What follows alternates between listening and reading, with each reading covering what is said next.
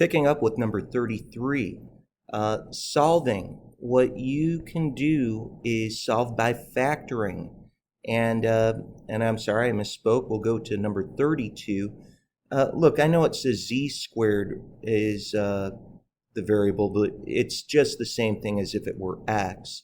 Let's just type in x squared plus a 2x minus 48. And if we were to graph this, you can see it sure looks like we're going to get some answers. It looks like we've got something roughly around here. If you count the tick marks, it looks like we're at -8. Let's double check. Our left bound, we can type in -10. Right bound, we can type in +10. If you count your tick marks, you might be pretty close. Hey, it's -8. You don't even have to factor. In the past, we would actually get factors, but the calculator will show us that where you cross is one of your solutions. Similarly over here, if you count your tick marks, you might look like you're going out 6 steps to the right. Let's confirm that though. If we go to our 0 tool, type in a left bound of -10, right bound of +10, check a 6, it works, you're done. You don't even have to get 0 on the other side. That's as far as you have to go. Number 33 is truthfully the exact same type of problem. We're going to solve by factoring. If you can solve by factoring, that's a very quick and easy way to do this. Look, I'm just going to type over and type in x squared plus the 4x and change the -48 to a -21. You're going to see when you hit graph that you do get some different intersections. If you count off towards the left, it looks like you're going to be crossing roughly 7 steps from the origin. Let's confirm that. We'll go to our 0 tool, type in a -10, type in a +10. I'm going to guess -7 because I am 7 steps to the left. That's one of our answers.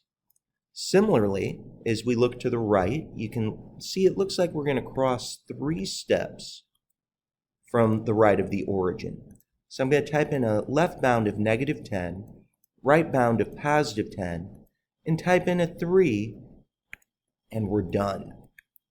Look at that, 2 problems done amazingly fast. For number 34, find the vertex. Well, it's been a little while since we've done this. Let's take a look at it. I'll press clear. Y equals 2, parentheses, x plus 3, hit the square button, minus a 1. When you hit graph, you can see your parabola is shown very quickly. Now your vertex is the low point. It's a minimum. So I'm going to hit second calculate, go to the minimum button. Left bound is -10, right bound is +10. Take a guess. Well, you might guess that maybe this low point is tied to an x value at -3. You could maybe guess that. Maybe it's at -2, but look at that. That's your ordered pair. That's your vertex. -3, comma, -1. Again, what was happening is I was looking at that x value right here, counting the tick marks to see where it looked like that low point was achieved. For number 35, solve.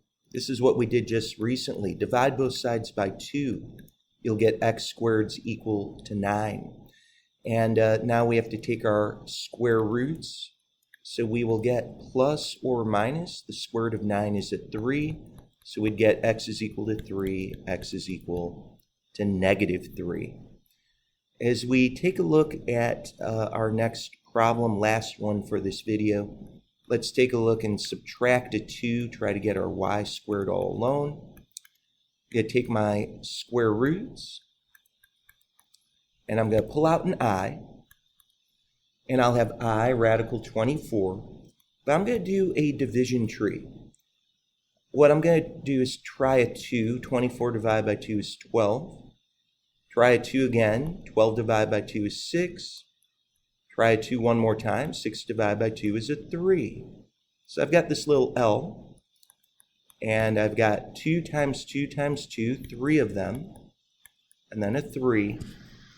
So you always want to break this down by looking for doubles. If you've got a square root, you're going to see if you've got 2 of the same number. You do.